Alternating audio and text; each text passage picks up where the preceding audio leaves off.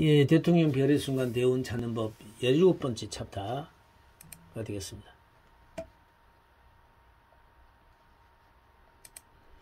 깃털 같은 나날의 그 하루하루에 대한 그 하나의 예화를 하나 먼저 읽으면서 이야기를 시작하겠습니다.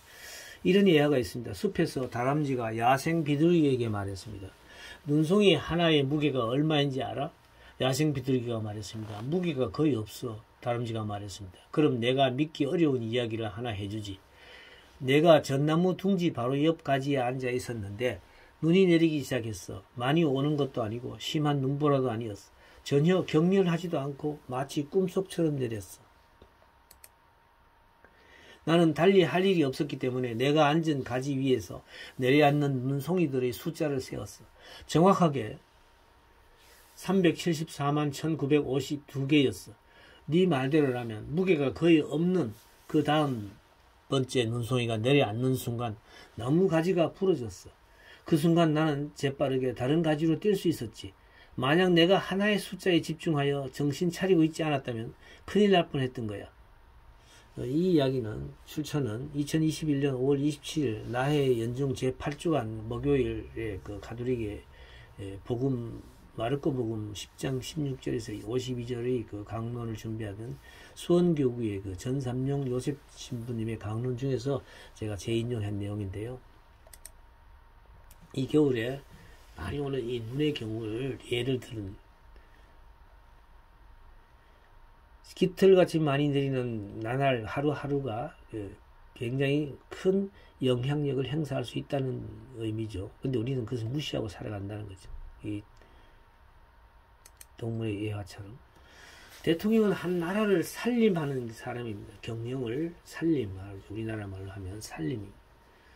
내년 2022년 3월이면 이 땅에 누군가가 다시 대통령 선거에 당선되어 새로운 국가 경영자로 나서게 될 것입니다. 경영이란 말은 순수 우리말로 다시 번역하면 살림입니다. 죽임이 되어서는 안 된다는 거죠.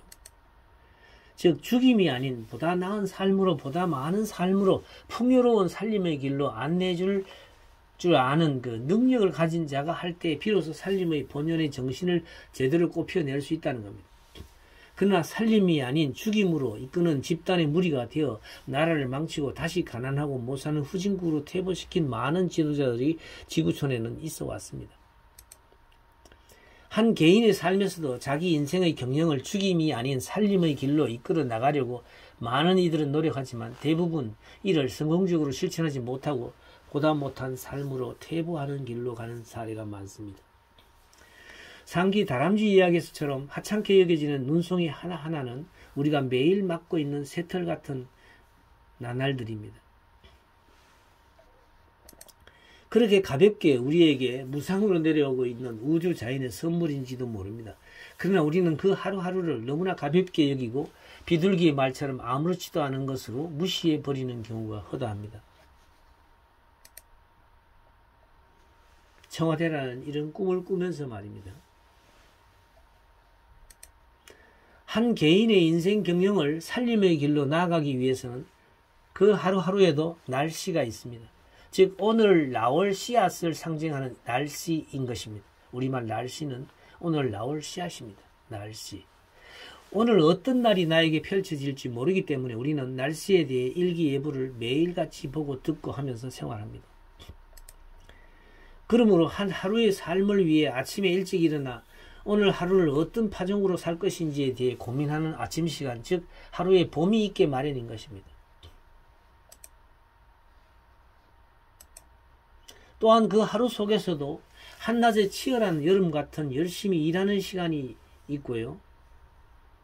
또한 저녁 낮을처럼 하루를 정리하고 수확해야 하는 가을의 시간이 있으며 하루의 삶을 되돌아보고 쉬고 잠자리에 드는 겨울 같은 밤의 시간이라는 사계절이 매일같이 돌아가고 있는 것이 사실입니다.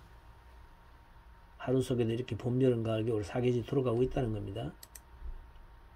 어디 그뿐이겠습니까? 한 달 속에서도 이와 같은 추나 추동이라는 사계절적 흐름은 지속되고 있으며 또한 1년이라는 시간 속에서도 우주 자연계는 뚜렷하게 추나 추동의 시간적 흐름을 정확하게 우리에게 선물해주고 있는 것 또한 사실입니다. 대통령을 꿈꾸는 사람이라면 어디 그뿐이겠는가?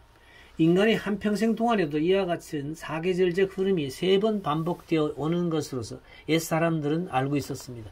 그래서 입버릇처럼 우리들에게 회자되어 전해져 오는 말이 모든 사람은 평생 동안 3번의 대운의 별의 순간의 기회가 찾아온다고 했던 것입니다. 문제는 그 대운의 3번의 시간을 찾을 수 없었다는 데 문제가 있었습니다. 그러나 필자는 지금까지 명리학, 역학, 주역 등의 학문들에 대해서 개괄적이나마 언급하면서 새롭게 발견되고 전해져 오는 19년역이라는 사루스역을 중심으로 하는 흐름 속에서도 분명 4계절의春夏秋冬의 시간이 흐르고 있음을 살펴보았습니다.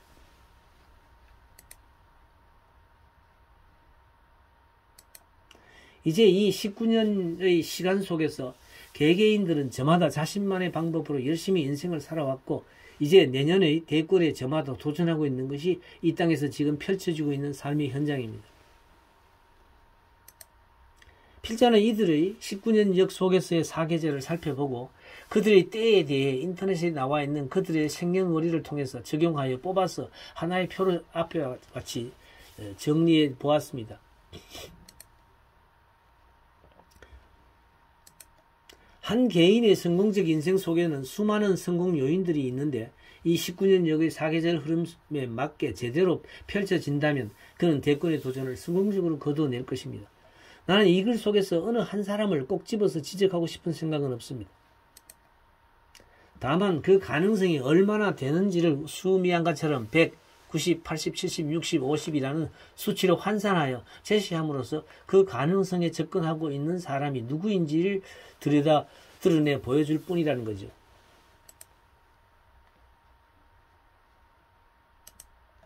봄철, 여름철, 가을철, 겨울철처럼 자신의 철을 모르는 사람을 옛 선인들은 철부지라고 불렀습니다.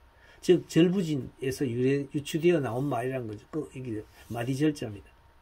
이 철부지들이 펼쳐내는 자신만의 인생 경영에서 과연 얼마나 성공적으로 그가 일구어내는지는 이 19년역의 사계절적인 환경 외에도 그의 출신 가문, 학력, 지능지수, 체력, 건강, 노력, 끈기, 성실 등등 수많은 요소들이 제대로 준비되고 결합되어 맞아떨어지면서 이 19년역의春夏秋冬의 자신의 시간대가 맞아떨어질 때 비로소 진정한 대통령으로서의 당선을 일구어내리라고 봅니다.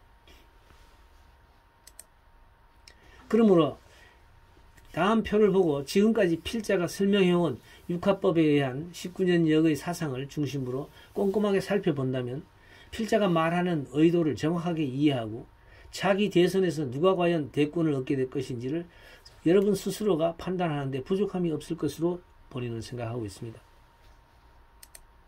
여기에 덧붙여서 필자는 223월역에 의한 그 사람의 그 관운도 표기해 두었으니 참고할 수 있기를 바랍니다. 그래서 대운과 관운 두 가지를 찾았습니다. 223월과 19년역.